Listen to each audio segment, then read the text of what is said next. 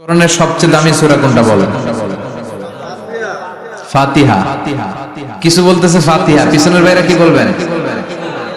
হ্যাঁ, ইয়াসিন। আর আচ্ছা এবার বলেন, আমি সহজ করে দিই, বলেন কোন সূরা না পড়লে নামাজ হয় না? এবার ক্লু পাইছি, এবার ক্লু পেয়েছে। এই সূরা ছাড়া নামাজ হয় না। আমি যদি পড়াই হবে না, এই মসজিদের ইমাম সাহেব পড়াইলে হবে না, কিন্তু বাইতুল মুকাররমের খতিব পড়াইলে আবার হবে। হবে না? হবে না। শাইখ আব্দুর রহমান সুদাইস পড়ালে তো হবেই। খাইছে কত বড় মুফতি দেখছেন, ফতোয়া দিয়ে দিচ্ছে জিনা। আসলেই হবে না, কারণ এটা এমন সূরা, এই সূরা না পড়লে নামাজ হয় না। বিশ্বনবী বুখারীর বর্ণনায় বলেছেন আ'যামুস সুওয়ার ফিল কোরআন, কোরআনের সবচেয়ে দামি সূরা। এটা আমার বানানো কথা না, সবচেয়ে দামি সূরা।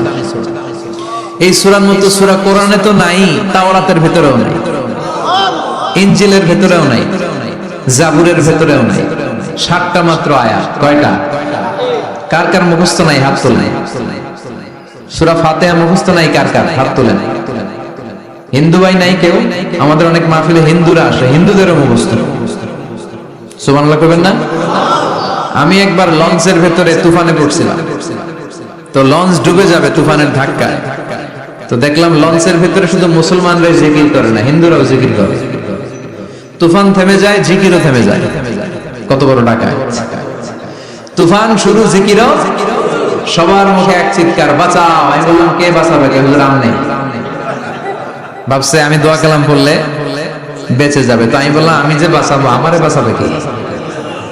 মনে রাখবেন, কেউ বাঁচাতে পারে না, একজন ছাড়া। চিৎকার করে বলতে হবে তিনি কে। কোরআনের সবচেয়ে দামি সূরার নাম সবাই বলেন। এই সূরাতুল ফাতিহার মাত্র 7টা আয়াত। কয়টা আয়াত? এই 7টা আয়াত নিয়ে কয়েক মিনিট একটু আল্লাহর রাস্তায় কুরবানি করা যাবে না? কান দুইটা খরগোশের মতো খাড়া করে, খরগোশ কান খাড়া করে শুনে। এজন্য খুব পিন ড্রপ সাইলেন্ট, পিন পতন নীরবতাও খরগোশ কান দিয়ে শুনতে পায়। এই সূরাটা হচ্ছে আউয়ালুস সূরা নাযালা কামিলান মিনাল কোরআন, কোরআনের সর্বপ্রথম নাজিল হওয়া পূর্ণাঙ্গ সূরা। এই সূরার আগে কোন সূরা পূর্ণাঙ্গ একসাথে নাজিল হয় নাই। কোন সূরার 5 আয়াত, 10 আয়াত, 20 আয়াত। আপনারা যে এখন সুন্দর কোরআন দেখতেছেন, বিশ্বনবীর সময় কি এই কোরআন ছিল? না। 23 বছরের লম্বা জিন্দেগিতে বিশ্বনবীর কাছে এই কোরআন নাজিল হয়েছে। পরবর্তীতে এটার কম্পাইলেশন করা হয়েছে, scripture, holy scripture, the Quran, whereof there is no doubt, no suspicion in it, and a guidance to those who are muttaqin. এটা এমন বই যেটাতে আল্লাহ কোনো ভুল রাখে নাই, মুত্তাকিনদের জন্য এটা পথ নির্দেশিকা হিসেবে আল্লাহ পাঠিয়েছে। পড়েন সুবহানাল্লাহ। তো সূরাতুল ফাতিহার আগে অনেক সূরা নাজিল হয়েছে, কিন্তু একটু একটু করে, পুরোটা একসাথে না। এই সূরাটা পুরোটা একসাথে সর্বপ্রথম নাজিল হয়েছে। এজন্য এই সূরাটারে আবার বলে ফাতিহাতুল কিতাব, মানে preface of the book, introductory সূরা। কোরআনটা খুললেই সর্বপ্রথম আপনার নজরে যে সূরাটা পড়বে, সূরাটার নাম সবাই বলেন সূরাতুল ফাতিহা। আবার বিশ্বনবী এটাকে বলেছেন কোরআনের মা। কি বলেছেন? চমৎকার একটা ইনফরমেশন না? মনে রাখতে হবে। তাহলে কোরআনের মায়ের নাম কি? মনে থাকবে? বলেন তো, সকল পৃথিবীর সব শহরের জনপদের মায়ের নাম কি? মক্কাতুল মুকাররমা। তেমনি কোরআন আল কারীমের মায়ের নাম হচ্ছে সূরাতুল আল ফাতিহা। এরপরে বিশ্বনবী বলেছেন এই সূরাটা হচ্ছে সূরাতুল ওয়াফিয়া, অখণ্ড সূরা। এই সূরাকে খণ্ড খণ্ড করে পড়া যায়। কেউ প্রথম রাকাতে সূরাতুল ফাতিহার অর্ধেক, দ্বিতীয় রাকাতে বাকি অর্ধেক যে পড়ছে হইছে। কিন্তু কেউ প্রথম রাকাতে সূরা আর রহমানের 10 আয়াত, পরের রাকাতে বাকি 10 আয়াত। কোনো সমস্যা আছে? সমস্যা নেই। তার মানে এই সূরার নাম সূরাতুল ওয়াফিয়া, অখণ্ড সূরা। মানে এই সূরাকে খণ্ড খণ্ড করে পড়া যায়, পড়লে পুরোটাই পড়তে হয়। সুবহানাল্লাহ পড়েন। আবার এই সূরার আরেকটা নাম হচ্ছে সূরাতুদ দুআ, দোয়ার সূরা। কিসের সূরা? কেমন করে আল্লাহর কাছে প্রার্থনা করতে হয়, দোয়া করতে হয়, ফরিয়াদ করতে হয়, সে কথা এই সূরার ভিতরে আছে না নাই? কারণ এই সূরাতে আমরা প্রতিদিন একটা দোয়া করি, ইহদিনাস সিরাতাল, মানে কি? আল্লাহ আমাকে সরল সঠিক পথ দেখাও। আমাদেরকে পথ দেখায় কে? চিল্লায় বলেন। এই সূরা এমন সূরা যে সূরা পরে ফু দিলে অসুস্থরে সুস্থ করে দেয় কে? বিশ্বাস হয়? ঈমান আছে তো? গন্ডগোল নাই তো? ফু দিলে সুস্থ হয়ে যাবে। সূরাতুশ শিফা, নিজেই নিজেকে রুকিয়া করবেন, তাবিজ ঝুলাবেন না। তাবিজ ঝুলাতে বিশ্বনবী নিষেধ করেছেন। যে তাবিজ ঝুলায় আল্লাহ তাআলা ওই তাবিজের উপর তাকে ন্যস্ত করে দেয় আর বলে আমার রহমত তোর থেকে তুলে নিলাম, দেখি তোরে কে বাঁচা।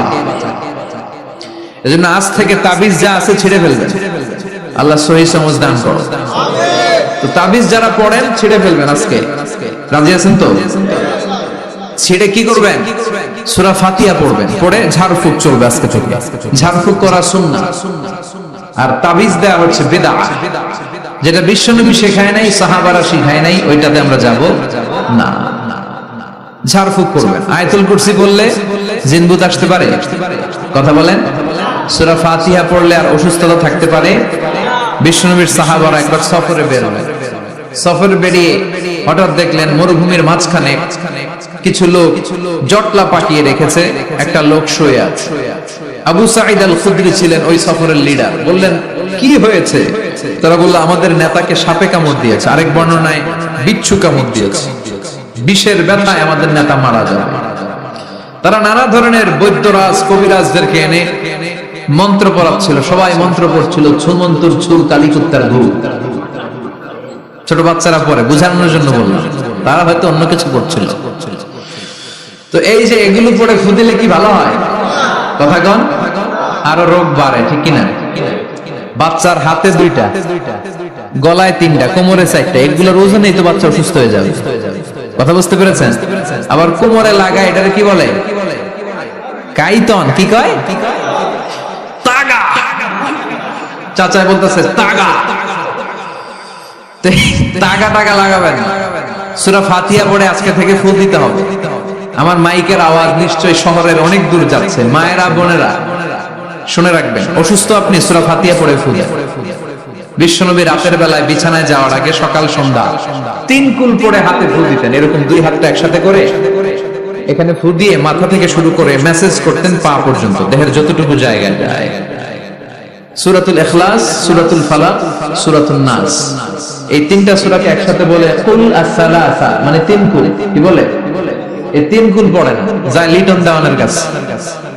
কই যায়? লিটন দেওয়ান কিছু করতে পারে? তারপর হাতের রেখাতে অনেকে ভাগ্য বলতে চায়, এটা ভুয়া কথা। এই হাতের রেখায় কোনো ভাগ্য থাকে না। আপনারা শুনলেই কিছু মানবেন না, আপনারা কোরআন হাদিস দিয়ে যাচাই করবেন, দলিল খুঁজবেন। কি খুঁজবেন? দলিল। 1.5 কাঠার একটা জায়গা কুমিল্লা শহরে কিনবে, এটার দলিলটা ঠিক আছে কিনা দেখার জন্য পাগল হয়ে নিজে বুঝে না, আরেকজনের কাছে যায় যে পাক্কা বুঝে, দেখেন দলিলটা ঠিক আছে কিনা। তো 1.5 কাঠা জায়গার দলিল ঠিক আছে কিনা পাগল হয়ে গেল। যেই জান্নাতের দাম গোটা দুনিয়াটারে 10,000 বার বিক্রি করলেও জান্নাতের একটা চেয়ারের দাম হবে না, ঠিক কিনা? ওই জান্নাত আপনি পাবেন যেই আমল করে, ওই আমলের দলিল লাগবে না? কথা বলেন। তবে বিনয়ের সাথে, কারো কাছে যখন দলিল চাবেন বিনয়ের সাথে আগে বুঝে নেবেন কার সাথে কথা বলতেছেন। You have to know who you are talking with. You don't know who you are dealing with. অনেকে জানে না কার সাথে কেমন করে কথা বলতে হয়। এজন্য আমি বলি যে জাননেওয়ালার উপরও জাননেওয়ালা আছে, তোমার অনেক পড়তে হবে, অনেক জানতে হবে, তাহলে তুমি সব বুঝবা, ঠিক কিনা? তো আমরা ঝাড়ফুঁক করব। আবু সাঈদ খুদরি বলল এই ছুমন্তুর ছু কালিকুত্তার ঘু, এটাতে কিছু হবে না। আমার কাছে এমন জিনিস আছে, এটা দিয়ে ফু দিলে ভালো করে দেয় কে? সবাই বলল তাহলে আমাদের নেতাকে ভালো করো। আবু সাঈদ খুদরি বলল তাহলে আমারে ছাগল দিতে হবে, 1 পাল ছাগল। ওরা রাজি হল। সবাইকে সরিয়ে উনি বসলেন। এই জীবনে প্রথম উনি রুকিয়া করেছেন। সূরা ফাতিহা পড়ে একবার ফু দিলেন, চোখ বন্ধ ছিল, সর্দারের চোখ খুলে ফেলেছে। আবার ফু দিলেন, এবার বসে গেছে, আবার ফু, হাঁটতে শুরু করছে, পুরা সুস্থ। সুবহানাল্লাহ পড়েন। 1 পাল ছাগল পেলেন, পথিমধ্যে একটা ছাগল জবাই করেও খেলেন। এরপর বিশ্বনবীর কাছে এসে মাসালাটা রিচেক করে নিলেন, ক্রস চেক, ডাবল চেক। আপনারা এখন ইউটিউবের সময় না, যে কোনো জিনিস সার্চ দিলেই সব পাওয়া যায়, আপনি জানতে পারবেন।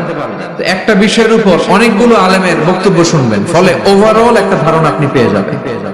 বুঝতে পেরেছেন? বিতরের সালাত কয় রাকাত, অনেক মন্তব্য আছে, অনেক মতামত আছে। আপনি 5 জন স্কলারের কথা শুনেন, মোটামুটি একটা আন্দাজ পেয়ে যাবেন যে এটাই হয়তো হকের কাছাকাছি। গোড়ামি করা যাবে? ইসলামে গোড়ামি নাই। ইসলামের সৌন্দর্য হচ্ছে আত-তাইসির, simplicity is the beauty of Islam. সহজীকরণ হচ্ছে ইসলামের সৌন্দর্য। বিশ্বনবীকে যে কোনো অপশন দিলে সবচেয়ে সহজ অপশনটা নিতেন। সুবহানাল্লাহ পড়েন। বিশ্বনবীর কাছে এসে বললেন, ইয়া রাসূলুল্লাহ, সূরা ফাতিহা দিয়ে ঝাড়ফুঁক করে এক বর্ণনায় 100টা, আরেক বর্ণনায় 30টা ছাগল আমরা পেয়েছি। পথিমধ্যে একটা ছাগল জবাই করে আমরা খেয়েছি। এই যে কোরআন দিয়ে ফু দিয়ে আমরা ছাগল আনলাম, খাইলাম, এই ছাগল নেয়াটা জায়েজ হয়েছে কিনা বলে। মাসালা ক্রস চেক করতে আসছে, ডাবল চেক, দেখে বিশ্বনবী কি বলে। বিশ্বনবী বলেন জায়েজ হয়েছে মানে কোরআনের দাম বাড়ায় দিয়ে আসছিস বেটা। আল্লাহু আকবার। কোরআনের দাম তোমরা বাড়িয়ে দিয়ে এসেছো। 30টা বা 100টা ছাগল যাই পাইছো তোমরা, ভাগ বটোয়ার পরে দুই একটা থাকলে আমারও দিও। তো এটাকে বলে সূরাতুশ শিফা। কোরআনের ভিতরে শিফা দিয়েছে কে? ওয়া নুনাজ্জিলু মিনাল কুরআনি মা হুয়া শিফাউন ওয়া রাহমাতুল লিল মুমিনিন ওয়া লা ইয়াজিদুল যালিমিনা ইল্লা খাসারা। এই কোরআনের মধ্যে আমি শিফা দিয়েছি, রহমত দিয়েছি, বরকত দিয়েছি। মুমিনদের জন্য কোরআনকে শিফা বানিয়েছে কে? সূরাতুশ শিফা মনে থাকবে। এই যে পীর সাহেব হুজুরের কাছে যে আসেন ফু দেওয়ার জন্য, যে হুজুর ফু দেন, হুজুর কি পড়ে ফু দেয় জানেন? আজকে গোমর ফাঁস করে দিয়ে যায় হুজুরে, সূরাতুল ফাতিহা পড়ে ফু দেয়। হুজুরের কাছেও আইসেন, আপনারাও ফু দিন, নিজেরাও দিবেন। সবসময় যে হুজুরের কাছ থেকে নিতে হবে তা না, আব্বা আম্মার কাছ থেকে নিবেন। আব্বার কাছ থেকে নিলে এটা সবচেয়ে দামি ফু, ঠিক কিনা? 2 গ্লাসে পানি, উনি কিন্তু আমার আব্বা, জানেন? এজন্য আব্বা আম্মার কাছ থেকে দোয়া চাইতে হবে। 2 গ্লাসে পানি। পৃথিবীর সবগুলো পীর সাহেবরে বললাম, হুজুর এই গ্লাসে একটু ফু দেন। হুজুর আমার ফু দিয়ে দিল। আমার আব্বা উনি আরেক গ্লাসের পানির মধ্যে ফু দিয়ে দিল। মুহূর্তের মধ্যে আমার আব্বার ফুটা কাজে লেগে যাবে। ওটা পৃথিবীর পীর সাহেব একদিকে, বাবা মার দোয়া আর ফু আরেক দিকে, ঠিক কি না? তো এই জন্য সূরাতুল ফাতিহার এক নাম হচ্ছে সূরাতুশ শিফা। কি নাম? সূরাতুশ শিফা। আবার এই সূরার আরেক নাম হচ্ছে সাবউল মাসানি, নিত্য পাঠনীয় সপ্তবাক্য। নিত্য পাঠনীয় সপ্তবাক্য, যেই সূরাটা প্রতিদিন পড়া হয়। রব্বুল আলামিন বলেন, ওয়ালাকাদ আতাইনাকা সাবআম মিনাল মাসানি ওয়াল কুরআনাল আযীম। ও নবী, আমি আপনাকে নিত্য পাঠনীয় 7টা বাক্য দান করেছি, সাথে সাথে কোরআনে আযীম দান করেছি। সুবহানাল্লাহ। নিত্য পাঠনীয় 7টা বাক্য, এমন 7টা বাক্য এই সূরাতুল ফাতিহা, যে 7টা বাক্য সব সময় পড়তে হয়।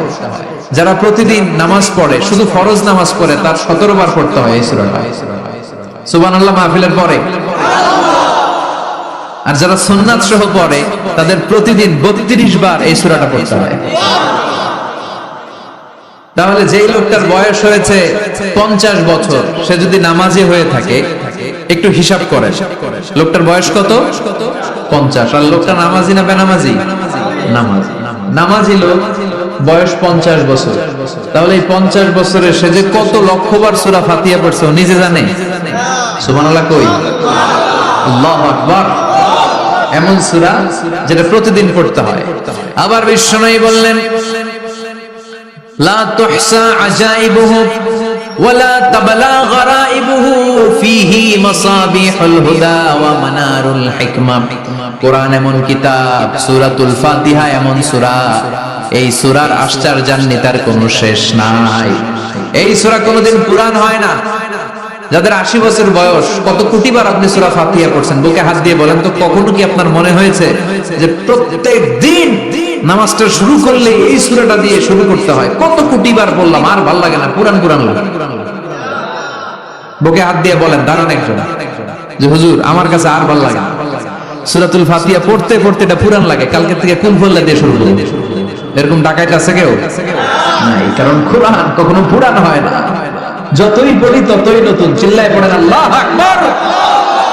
এজন্য বিশ্বনবী বললেন, ও মুসরা শোনো, 60টা আয়াত বিশিষ্ট এই সূরাটাকে দেখতে ছোট মনে হয়, সবার মুখস্থ, প্রত্যেকের কলিজার ভেতরে আছে।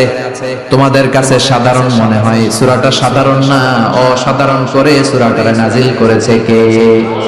পড়েন সবাই, আউযু বিল্লাহি মিনাশ শাইতানির রাজীম। বিসমিল্লাহির রহমানির রহিম। আলহামদুলিল্লাহি রাব্বিল আলামিন। আর রহমানির রহিম। মালিকি ইয়াউমিদ্দিন। ইয়্যাকা না'বুদু ওয়া ইয়্যাকা নাস্তাঈন। ইহদিনাস সিরাতাল মুস্তাকিম। সিরাতাল্লাযীনা আন'আমতা আলাইহিম গায়রিল মাগদুবি আলাইহিম ওয়ালাদ-দাল্লিন। চিল্লায়ে পড়েন আমিন। আর জোরে আমিন। আপনাদের মনোযোগ আছে না গেছে? কষ্ট হচ্ছে?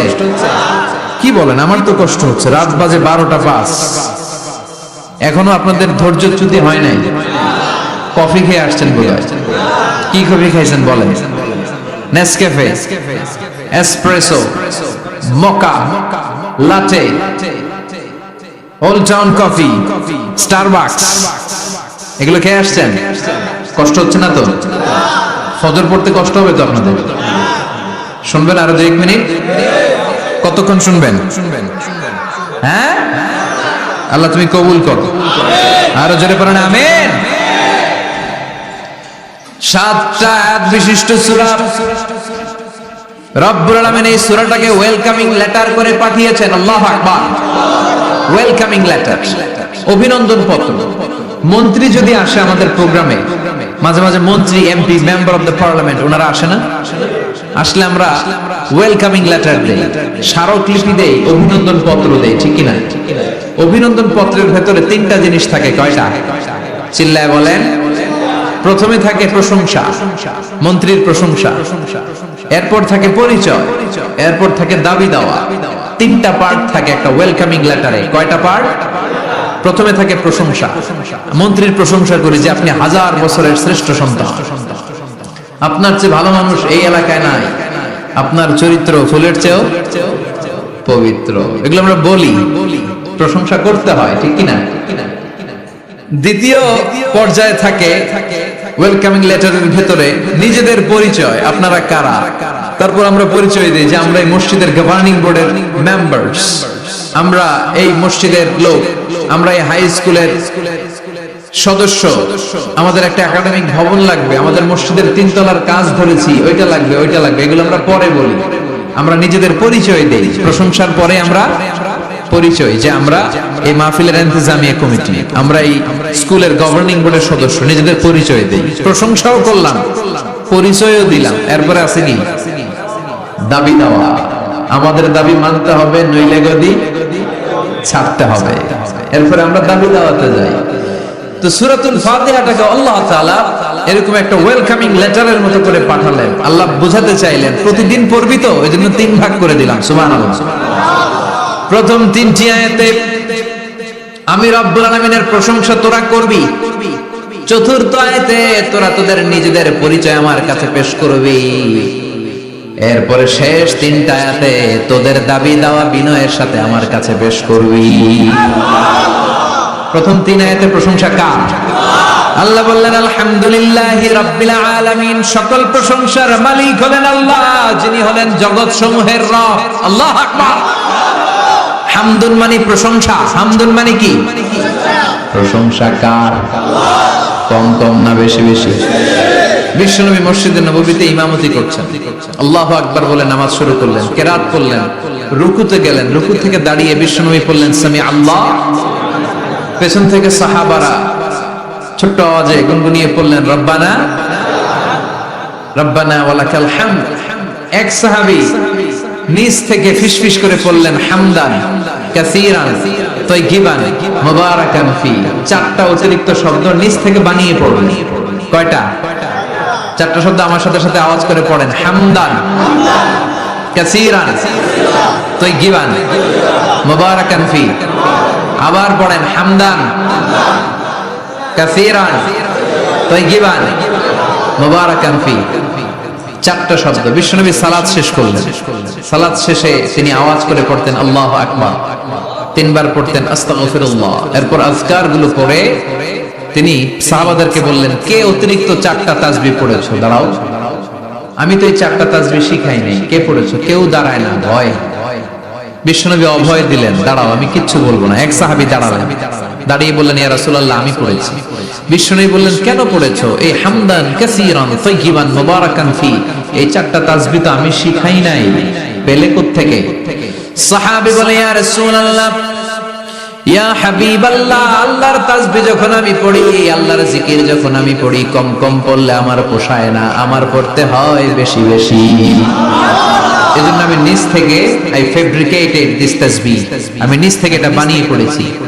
বিশ্বনবী বললেন, ও সাহাবী, ভয় পেও না, চিন্তা করো না, তোমরা দেখো না এই নামাজরত অবস্থায় আমি দেখেছি বিদউ ওয়া 30 মালায়েকা, 30 জনেরও বেশি ফেরেশতা তোমার এই অতিরিক্ত চারটা যে তাসবিহ সওয়াব হয়েছে, এই চারটা তাসবির সওয়াবটা 30 জনেরও বেশি ফেরেশতা কে কার আগে এই সওয়াবটা আল্লাহর আরশে পৌঁছে দিবে, এই নিয়ে ফেরেশতাদের মধ্যে আকাশে প্রতিযোগিতা চলছিল।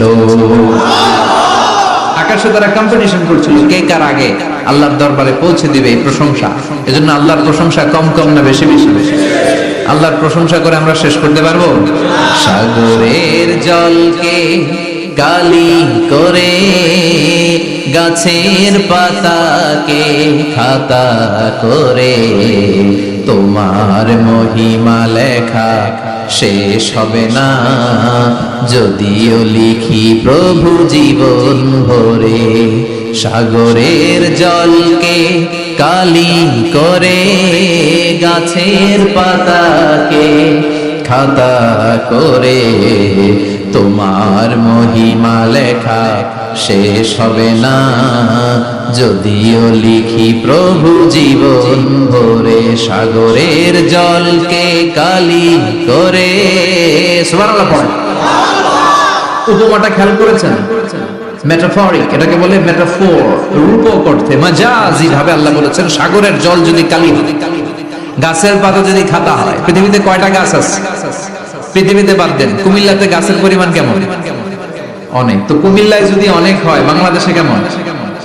বাংলাদেশেও অনেক। আচ্ছা, তো আফ্রিকার জঙ্গলের কি অবস্থা? সুবহানাল্লাহ পড়বেন না? এই সব গাছের পাতা যদি খাতা হয়ে যায়, সাগরের জল যদি কালি হয়ে যায়। পৃথিবীর সবচেয়ে গভীরতম সাগরের নাম প্রশান্ত মহাসাগর, গভীরতা সবচেয়ে গভীর জায়গার নাম মারিয়ানা ট্রেঞ্চ, গভীরতা প্রায় 36,000 ফিট। দ্বিতীয় গভীরতম সাগরের নাম আটলান্টিক মহাসাগর, সবচেয়ে গভীরতম জায়গার নাম হচ্ছে পুয়ের্টো-রিকো। এই পুয়ের্টো-রিকোর গভীরতা প্রায় 33,000 ফিট। মহাসাগর কি পৃথিবীতে শুধু দুইটা? কথা বলেন। প্রশান্ত মহাসাগর, আটলান্টিক মহাসাগর, ভারত মহাসাগর, উত্তর দক্ষিণ, কত মহাসাগর, কত সাগর। এই আমাদের বঙ্গোপসাগর, লোহিত সাগর, ভূমধ্য সাগর, চায়না সাগর, কৃষ্ণ সাগর, সাগর আর সাগর। এই পৃথিবীর 70% শুধু সাগর, 70% শুধু হানি আর হানি, নোয়াখালীর ভাষায় পানি আর পানি। তো এই সব পানিগুলো যদি কালি হয়ে যায়, আল্লাহর কথার ওজন কি দেখেন? কোত্থেকে আল্লাহ এই মেটাফোর রূপক অর্থ নিয়ে আসলেন? সব সাগরের পানি যদি কালি হয়ে যায়, সব গাছের পাতা যদি খাতা হয়ে যায়, সাগরের জল নামক কালি দিয়ে গাছের পাতা নামক খাতার উপরে যদি আমি আল্লাহর প্রশংসা লিখতে শুরু করে দাও, সাগরের জলও শেষ হয়ে যাবে, গাছের পাতাগুলোও ফুরিয়ে যাবে, আমি আল্লাহর প্রশংসা করে শেষ করা যাবে না। قل لو كان البحر مدادا لكلمات ربي لنفد البحر قبل أن تنفد كلمات ربي ولو جئنا بمثله مددا সুবহানাল্লাহ। সব ফুরিয়ে যাবে, ফুরাবে না আল্লাহর প্রশংসা। এজন্য আল্লাহ আলহামদু দিয়ে শুরু করলেন, সকল প্রশংসা। হামদুন মানে প্রশংসা, আর এর সাথে আলিফ আর লাম যখন অ্যাটাচ করে দেয়া হলো, তখন প্রশংসার যত ধরন হতে পারে, যত আকসাম হতে পারে, যত প্যাটার্ন আর ডিজাইন হতে পারে, সব প্রশংসার একচ্ছত্র অধিপতি একজন। চিল্লায় বলেন, তিনি কে? এই পৃথিবীতে আল্লাহর সবচেয়ে বেশি প্রশংসা করেছেন বিশ্বনবী মুহাম্মদ সাল্লাল্লাহু, আবার নিজেও প্রশংসিত। ওনার এক নাম আহমদ, মানে যিনি সবচেয়ে প্রশংসা করে, আবার মুহাম্মদ মানে নিজেও প্রশংসিত। জান্নাতীদেরকে নিয়ে বিশ্বনবী যখন কিয়ামতের দিন বিচার শেষে জান্নাতের দরজায় যে কড়া নাড়বে, ওই দিন বিশ্বনবীর হাতে একটা পতাকা থাকবে।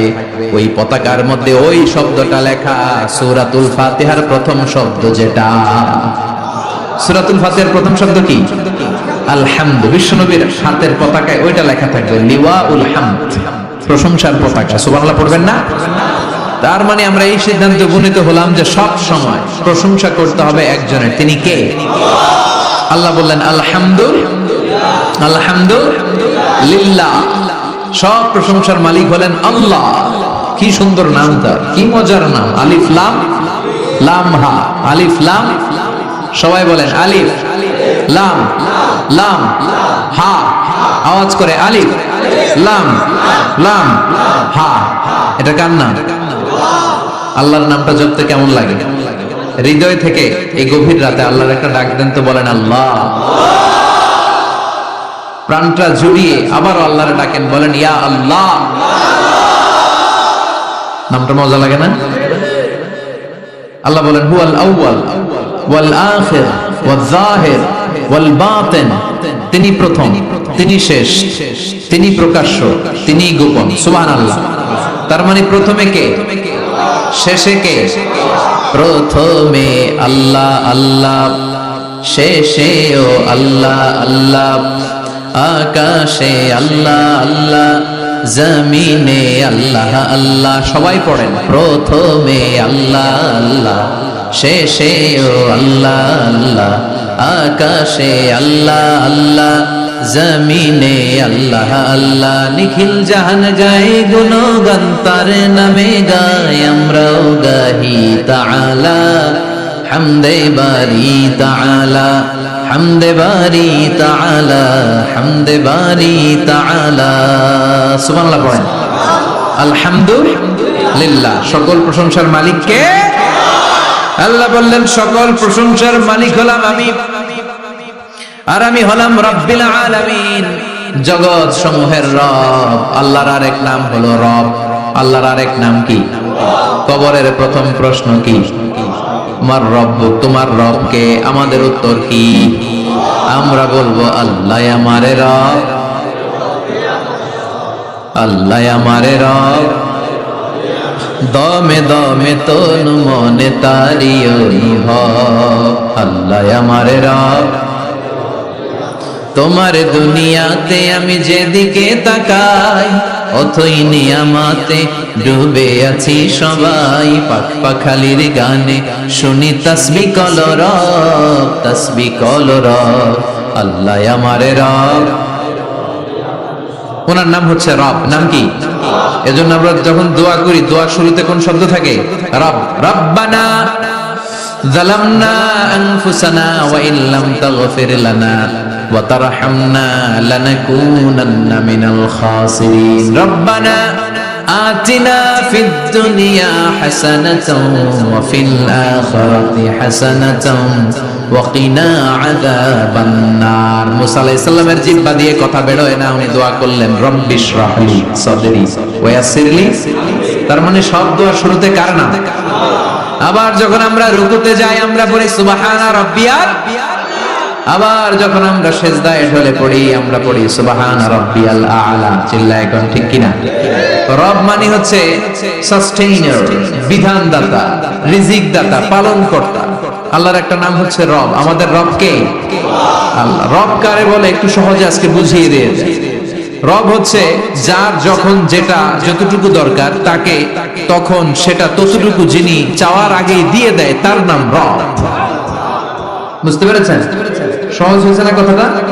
যার যখন যেটা যতটুকু দরকার তাকে তখন সেটা ঠিক ততটুকু যিনি ফরিয়াদ করার আগেই পৌঁছে দেয়, তার নাম রব।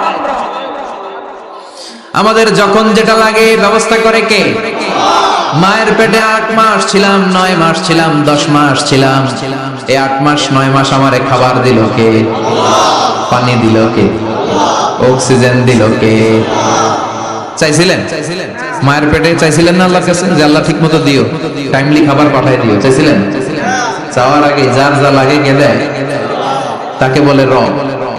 আবার মায়ের পেট থেকে দুনিয়ায় আসলেন, আমার মায়ের জরায়ুর সাথে আমার নাড়ের একটা কানেকশন, একটা লাইন, ওই লাইন দিয়ে আল্লাহ 9 মাস যাবত আমারে পানি দিলেন, খাবার দিলেন, অক্সিজেন দিলেন। সঙ্গত কারণে দুনিয়াতে আসলে দুনিয়ার মানুষ ওই লাইনটা কেটে দেয় নাকি রেখে দেয়? কেটে দেয়। কেটে দিলে বাচ্চা প্রথম চিৎকারটা দেয়, মানুষ শিশু প্রথম চিৎকার হাঁকে পৃথিবীতে, ওয়া ওয়া। আমরা শুনি ওয়া, আসলে আল্লাহরে ডাক দেয়। আল্লাহরে ডেকে বলে মাবুদ, খাবারের, অক্সিজেনের আর পানির একটা মাত্র লাইন ছিল, চিল্লায় বলেন কয়টা? দেখো দুনিয়ার মানুষ কত নিষ্ঠুর। আসার সাথে সাথে কারোর সাথে আমার শত্রুতা নাই, জমি নিয়ে মারামারি নাই, কিলাকিলি নাই, একটা মাত্র খাবারের লাইন দিয়ে 10 মাস বেঁচেছিলাম। মানুষগুলো নিষ্ঠুর, খাবারের একটা লাইন কেটে দিল, এখন খাবো কি? আল্লাহ বলেন গোলাম, যে আল্লাহ 10 মাস ধরে মায়ের পেটে খাওয়ালাম, ওই আল্লাহ এখনো আছে না নাই? একটা লাইন ছিল মায়ের নাড়ের ভেতরে, খাবারের একটা লাইন, চিন্তা নাই, কষ্ট নাই, দুঃখ নাই। একটা খাবারের লাইনের বদলে আজ থেকে তোর মায়ের বুকের ভেতরে খাবারের 2টা লাইনের ব্যবস্থা করে দিলাম। চাইছিলেন যে আল্লাহ আসার সাথে তো আমার লাইন কেটে দিবে, খানা কিন্তু রেডি দেখেন আল্লাহ? চাইছিলেন না সবাই? চাওয়ার আগে যার যা লাগে যিনি দিয়ে দেয় তার নাম তাফসীর। বুঝতে পারছেন? এরপরে মায়ের দুধ খেতে লাগলাম। মায়েরা গভীর রাত মাইকের সাউন্ড যাদের কানে যায়, বুকের দুধ খাওয়াবেন ছেলে মেয়েদেরকে। বাচ্চা ডেলিভারি হওয়ার পরেই মায়ের বুকে যে দুধটা, সেটার বলে শাল দুধ। এটা আল্লাহর পক্ষ থেকে বাচ্চার জন্য প্রাকৃতিক টিকা। সুবহানাল্লাহ কইবেন না? আমরা হসপিটালে যে টিকা দেই 5টা 7টা, প্রথম টিকাটা আল্লাহ ফ্রি দিয়ে দিয়েছে। বাচ্চাদের গ্রোথ হবে না যদি না খাওয়ান। খাওয়াবেন, সব মায়েরা খাওয়াবেন।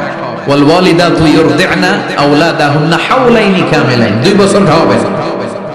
যারা বৃদ্ধাশ্রমে থাকতে চান না তারা খাওয়াবেন, আর যারা ডানু খাওয়াবেন তাদের জায়গা হবে কি? ছেলের কথা মা কেঁদে কেঁদে বলে, কোনো মা বাবার জন্য বৃদ্ধাশ্রমে থাকা না লাগে, ঠিক কি না?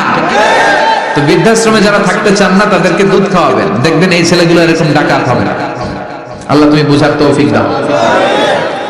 তার মানে মায়ের পেটে যখন ছিলাম খাবার দিল কে? দুনিয়াতে আসার পরে বুকের দুধের ব্যবস্থা করলো কে? আচ্ছা, মায়ের বুকের দুধ যখন আমরা খেতাম আমাদের দাঁত ছিল? ছিল না। তার মানে দাঁত দরকার নাই, দেয়ও নাই। বয়স আমার 1 বছর 2 বছর যখন হইতে শুরু করলো, একটু বড় হয়েছে, এখন তো শুধু দুধে চলবে না, এখন মাছ খাইতে হবে, গোশ খাইতে হবে, কুরবানির হাড্ডি চাবাইতে হবে। কথা কন? তো এখন আমার দাঁতের দরকার আছে না নাই? দাঁত যখন দরকার ছিল না দেয় নাই, যখনই দরকার তখনই দিছে কে? আবেদন করছিলেন না অনলাইনে? কথা কন? অনলাইনে আবেদন করছিলাম তো আমরা, জাল্লা বয়স যখন ঠিক এই পর্যায়ে চলে যাবে, দাঁত দিও তুমি, দাঁত চাইছিলেন? চাওয়ার আগে যিনি দেয় তার নাম। দেখেন বাংলাদেশে ভাল্লুক, উল্লুক, বাঘ যেগুলো আছে এগুলোর গায়ের পশমগুলো পাতলা। এই বাঘই যেগুলো স্ক্যান্ডিনেভিয়ান কান্ট্রিগুলোতে, সাইবেরিয়াতে আছে, ডেনমার্কে আছে, সাইবেরিয়াতে, তারপর নরওয়েতে, অসলোতে যেই বাঘ ভাল্লুকগুলো আছে ওদের চামড়া ইয়া মোটা, মনে হয় যেন প্রাকৃতিক কম্বল দিয়ে আল্লাহ এই সিংহটারে তৈরি করছে। উট শুধু আরব দেশেই নাই, আরব দেশের উটের চামড়া বড় পাতলা, কিন্তু নরওয়ে, স্ক্যান্ডিনেভিয়ান ওই বরফের এলাকাতে উট হয়, ওই উটের গায়ের মধ্যে ইয়া লম্বা লম্বা পশম। তার মানে ওখানে প্রচন্ড ঠান্ডা, ওখানে সার্ভাইভ করতে গেলে, বাঁচতে হলে গায়ের মধ্যে মোটা কম্বল লাগবে। চাওয়ার আগেই ওই প্রাণীগুলোরে কম্বল দিয়ে পাঠিয়েছে কে? আবার এই দেশের প্রাণীগুলোর চামড়া যদি মোটা হতো, উলের পশম থাকতো আর কম্বলের মতো সেটিং করা থাকতো, এই দেশের বাঘ ভাল্লুক গুলার কষ্ট হতো। তাই এই দেশের বাঘ ভাল্লুক আর ওটের চামড়া পাতলা করেছে কে? সুবহানাল্লাহ কইবেন না? যার যখন যেটা যতটুকু দরকার তাকে তখন সেটা ততটুকু চাওয়ার আগে যিনি দেয় তার নাম। যেখানে যতটুকু লাগে, কুমড়া গাছ, লাউ গাছের নিচে কেউ বিশ্রাম নেয়? বিশ্রাম নেই কই? বট গাছের নিচে। সুবহানাল্লাহ কইবেন না? একজন লোক ছোটবেলা গল্প শুনেছি, বট গাছের নিচে শুয়ে শুয়ে আল্লাহরে গালি দিচ্ছে। আল্লাহর কেমন বিবেক! ইয়া বড় বট গাছ, আর বট ফলগুলা এত ছোট ছোট। আর লাউ গাছ আর কুমড়া গাছের এটা কি মোটা না চিকন? চিকন হয়ে এরকম বেড়ে ওঠে লাউ গাছ। লাউ গাছ দিল আল্লাহ এত চিকন করে, ফল দিছে এত মোটা।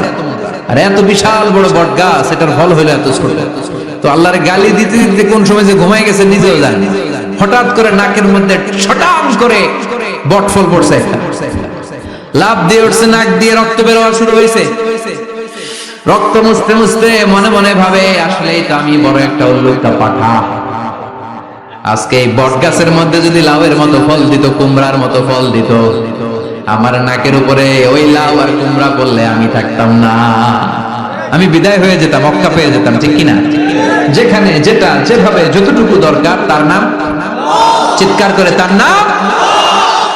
আল্লাহ বললেন আমি হলাম রাব্বিল আলামিন, জগৎ সমূহের রব। আলাম মানে একটা জগৎ, আলামিন মানে অনেক জগৎ, মাল্টি ডাইমেনশনাল ইউনিভার্স।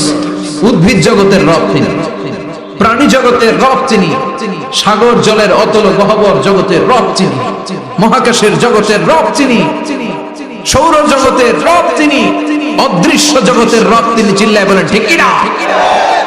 এজন্য আল্লাহ বললেন আলহামদুলিল্লাহি রাব্বিল আলামিন, যত জগৎ আছে সব জগতের রব আল্লাহর জন্য প্রশংসা। রাজি আছেন? আরো শুনবেন, শেষ করে দেই। আর রহমানের রহিম, তিনি দয়ার সাগর, তিনি দয়ালু, তিনি মায়াবী, তার মায়ার শেষ নাই, তার দয়ার শেষ নাই, তিনি দয়ার সাগর। আল্লাহ তুমি দয়ার সাগর, রহমানুর রহিম, তোমার দয়াই পূর্ণ আমার সারা নিশিদিন। সুবহানাল্লাহ পড়েন।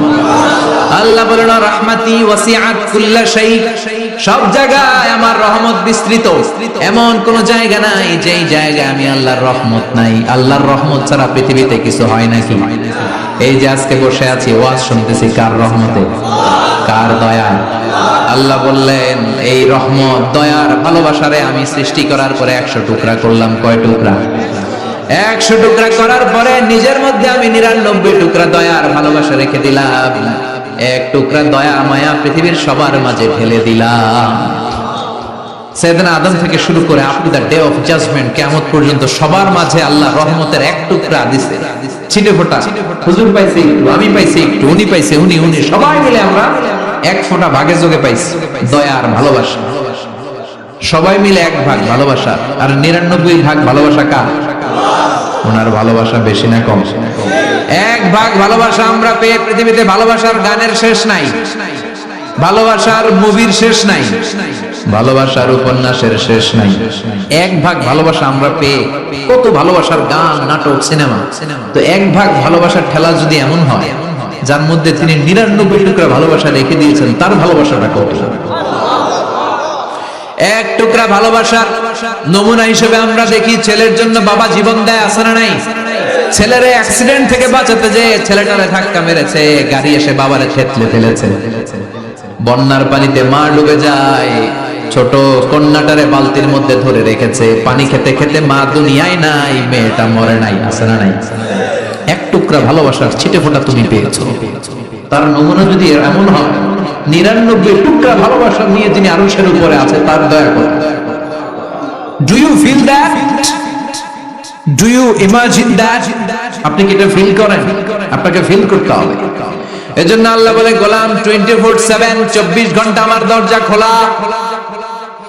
কত পাপ করেছিস, কত অন্যায় করেছিস, কত পর্নোগ্রাফি দেখেছিস, কত হিন্দি সিনেমা দেখেছিস, কত অশ্লীল মেয়েদের নাচ দেখেছিস, রাত্রিবেলা নেকেড ভিডিও দেখেছিস, কত অন্যায় করেছিস, আজও আমার দরজা তোর জন্য খোলা আছে না নাই? চোখের পানি ছাড়, যায় নামাজটা পিছিয়ে দে, 2 রাকাত নামাজ পড়ে আমারে ডাক দে, ডাক দেওয়ার সাথে সাথে তোর দোয়া কবুল হয়ে যাবে। কত পাপ করেছিস, আল্লাহ ডেকে বলে তোর পাপ যদি হয় খালের পানির সমান, বিলের পানির সমান, আমি আল্লাহর দয়া তো সাগরের পানির সমান। তোর পাপ যদি হয় পাহাড়ের সমান, জেনে রাখ আমি আল্লাহর দয়া আকাশের সমান। ভরসা লাগে? আল্লাহর উপর ভরসা লাগে না? মনে রাখবেন এখানে আমরা সবাই পাপী। আমরা কি? কুল্লুকুম খাত্তাউন খায়রুল খাত্তাইন আত-তাওয়াবুন। সবাই পাপী, কিন্তু সবচেয়ে ভালো পাপী ওই পাপী যেই পাপী পাপ করার পরেই তওবা করে। তওবা করতে রাজি আছেন তো? যত পাপ আপনার হোক টেনশন নাই, আমাদের ভরসা একজনের উপর। চিল্লায় বলেন তিনি কে? বনি ইসরাইলের এক আবেদ 100 বছর ইবাদত করেছে, কিয়ামতের দিন আল্লাহ খুশি হয়ে বলবেন, ও আল্লাহর ওলি, উদখুলিল জান্নাতা বিরহমাতি, go to the paradise with my mercy, আমার দয়া আর ভালোবাসায় জান্নাতে ঢুক। আল্লাহর ওলি বলবে, বালবি আমালি, আপনার দয়া দিয়ে জান্নাত কেন? আমার আমল দিয়ে যেতে চাই, আমি নামাজ তো কম পড়ি নাই, তো দয়া লাগবে কেন আপনার? আল্লাহ বলবেন, তাই? আমার দয়া ছাড়া তুই জান্নাতে যেতে পারবি? কি আমল করেছিস তুই? ওকে, লেটস মেক এ ক্যালকুলেশন, চল একটা হিসাব করি। তোর শত শত বছরের তাহাজ্জুদ গুলারে এক পাল্লায় রেখে দে, আর দয়া করে মায়া করে দুনিয়াতে সৌন্দর্য দেখার জন্য চোখ যে দিয়েছি, চোখটা একটা পাল্লায় রেখে দে। এক পাল্লায় 500 বছরের তাহাজ্জুদ, আরেক পাল্লায় কি? এই এক পাল্লায় চোখ রাখা হবে, আর এক পাল্লায় 500 বছরের তাহাজ্জুদ রাখা হবে। ওজন দেওয়ার পরে দেখা যাবে মুহূর্তের মধ্যে চোখের পাল্লা ভারী হয়ে গেছে। আল্লাহ বলেন, এবার হিসাব বলে তুই জাহান্নামে যাবি, go to the hell fire, জাহান্নামে যা। আল্লাহ মাফ চাই, দোয়াও চাই, জাহান্নামে আমি পড়তে পারবো না, মাফ করে দেন, আমি বুঝি নাই। আপনার দয়া, রহমত, ভালোবাসা ছাড়া কশিন কালে কারো জান্নাতে ঢোকা সম্ভব? এজন্য আল্লাহ বলেন, আমি রহমান, আমি রহিম। এরপর আল্লাহ বললেন, মালিক ইয়াউমিদ্দিন, আমি হলাম বিচার দিবসের মালিক। কোন দিবসের মালিক? যেই দিবসে কেউ কাউরে চিনবে না, পীর সাহেব মুরিদরে চিনবে না, মুরিদ পীর সাহেবরে চিনবে না, বাবা ছেলেরে চিনবে না, ছেলে বাবারে চিনবে না, নেতা কর্মীরে চিনবে না, কর্মী নেতারে চিনবে না, ভাই বোনরে চিনবে না। সূর্যটা মাথার কাছে চলে আসবে, সূর্যের তাপে মানুষের মাথার মগজগুলো গলে গলে নাকের ছিদ্র আর কানের ছিদ্র দিয়ে বেয়ে বেয়ে পড়বে। সবাই উলঙ্গ, নেকেড, সবার মুখে ইয়া নাফসি, ইয়া নাফসি। সেই বিচার দিনের মালিক একজন, চিল্লায় বলেন, তিনি কে? এরপর আমরা পরিচয় দিলাম, ইয়াকা না'বুদ, আল্লাহ শুধুই আপনার ইবাদত করি, ওয়া ইয়াকা নাস্তাঈন, শুধু আপনার কাছে আমরা সাহায্য চাই। এবার দাবি দাওয়া, ইহদিনাস সিরাতাল মুস্তাকিম, O Allah, show us the right path, show us the correct path, আমাদেরকে পথ দেখায় কে? এরপর আল্লাহরে বললাম, আল্লাহ সিরাতাল্লাযীনা আন'আমতা আলাইহিম, ওই শ্রেণীর পথ দেখান যে শ্রেণীর উপরে আপনি নিয়ামত বর্ষণ করেছেন। এই শ্রেণী হলো 4 শ্রেণী। চিল্লায় বলেন, কয় শ্রেণী? আওয়াজ করে বলেন। 1 নম্বরে নাবিয়িন, সিদ্দিকিন, শুহাদা, সালিহিন। বলেন, নাবিয়িন, সিদ্দিকিন, শুহাদা, সালিহিন। নবীরা যাদের কাছে ওহী আসতো, ওনারা মাসুম। সিদ্দিক হচ্ছে সত্যের ব্যাপারে আপসহীন, তাদের লিডার হচ্ছে আবু বকর সিদ্দিক। শুহাদা, আল্লাহর জমিনে আল্লাহর দ্বীনকে বাস্তবায়নের জন্য তাজা রক্ত ঢেলে যারা শহীদ হয়েছে, ঠিক কি না? 4 শ্রেণীর পথ আল্লাহ তুমি আমাদের দাও। গায়রিল মাগদুবি আলাইহিম ওয়ালাদ-দাল্লিন, 2 শ্রেণীর পথ থেকে আমরা পানা চাই। এক হলো গায়রিল মাগদুবি আলাইহিম, যাদের উপর তোমার রাগ, তোমার গোসা, তোমার ক্রোধ, লানত প্রাপ্ত ওই ইহুদি জাত থেকে আমরা পানাহ চাই। ওয়ালাদ-দাল্লিন, ভ্রষ্ট যারা, নাসারা। সব মুফাসসিররা একমত যে আল মুরাদু বি আল মাগদুবি আলাইহিম আল ইয়াহুদ, ওয়াল মুরাদু বিদ-দাল্লিন আন-নাসারা। সব মুফাসসিররা পৃথিবীতে একমত যে মাগদুব আলাইহিম দ্বারা বোঝানো হয়েছে ইহুদিদেরকে। পৃথিবীর সবচাইতে টেরা জাতি, নিজেদের 70,000 নবীকে নিজেরা জবাই করেছে। নাউজুবিল্লাহ পড়বেন না? বিশ্ব নবীকে হত্যার ষড়যন্ত্র করেছে। ছাগলের গোশতের মধ্যে বিষ মাখিয়ে আমার বিশ্ব নবীরে খাওয়াতে চেয়েছে। এমনকি বিশ্ব নবী ইন্তেকালের পর বিশ্ব নবীর লাশ মোবারক চুরির ষড়যন্ত্র করেছে। এরা সবচেয়ে বড় সুদখোর, সবচেয়ে বড় মুনাফিক, সবচেয়ে বড় বাটপার। এই জাতিটার নাম হচ্ছে ইহুদি। এইডস এর ছড়াছড়ি পৃথিবীতে ছড়িয়েছে ওরা। বম্বিং হামলা, বোমা হামলা কারে বলে, ককটেল ফুটানো, গ্রেনেড হামলা পৃথিবীবাসী জানতোই না, ওরা শিখিয়েছে। বিমান কেমন করে পাইলটকে হাইজ্যাক করে ছিনতাই করতে হয়, ওরা শিখিয়েছে। এজন্য ওদের সাথে মুসলমানদের কোনো সম্পর্ক নাই। চিল্লায় বলেন, ঠিক কি না? এরপরে ওয়ালাদ-দাল্লিন, যারা ভ্রষ্ট, পথভ্রষ্ট, ঈসা আলাইহিস সালাম রে মানতে মানতে আল্লাহর ছেলে বলে দাবি করে, ওই নাসারাদের থেকেও আমরা পানাহ চাই, ঠিক কি না? এই সুন্দর প্রার্থনা যখন আমরা করলাম, এখন আমিন বলার দরকার আছে না নাই? আওয়াজ করে পড়েন আমিন। নামাজ শেষে আপনারা পড়বেন আমিন। যে মসজিদে আওয়াজ করে আমিন, আওয়াজ করে পড়েন। যেখানে ফিস ফিস ফিস ফিস করে পড়বেন, তবে মিস করে। ইদা আম্মানাল ইমাম আমিনু, ইমাম যখন আমিন বলে তোমরাও আমিন বলো। তোমরা যখন আমিন বলো, ফেরেশতারাও আমিন বলে। তোমাদের আমিন আর ফেরেশতাদের আমিন যখন মিলে যায়, তোমাদের সব গুনাহ মাফ করে দেয় কে? আমিন বলবেন তো? আমিন নিয়ে মারামারি করবেন না তো? হাত তোলা বাঁধা নিয়ে মারামারি নাই তো? বুকে না নিচে মারামারি করা যাবে? বুক থেকে শুরু করে নাভি সবটাই হাত বাঁধার জায়গা, যার সুবিধা উপরে, মাঝখানে, নিচে। না বাঁধলেও কবুল করবে কে? কিন্তু ইখতিলাফ করলে আমল সব বরবাদ করে দিবে কে? আমরা ঐক্য চাই কোরআন সুন্নাহর আলোকে, ঠিক কি না? এজন্য সূরাতুল ফাতিহা হচ্ছে সূরাতুশ শিফা। আজ থেকে সূরাতুল ফাতিহার আমল বেশি বেশি করব। অসুস্থ হলেই ঔষধও খাবো, সূরা ফাতিহা পরে রুকিয়া করব, ঝাড়ফুঁক, ঠিক কি না? আর আল্লাহর কাছে আমরা প্রতিদিন দোয়া করব, ইহদিনাস সিরাতাল মুস্তাকিম। প্রতিটা আয়াতের পুঙ্খানুপুঙ্খ ব্যাখ্যা করলে কয়েক ঘন্টার দরকার। আমরা যা বলেছি, যতটুকু শুনেছি ততটুকু আমল করলে আমাদের জীবনকে উজালা করে দিবে কে?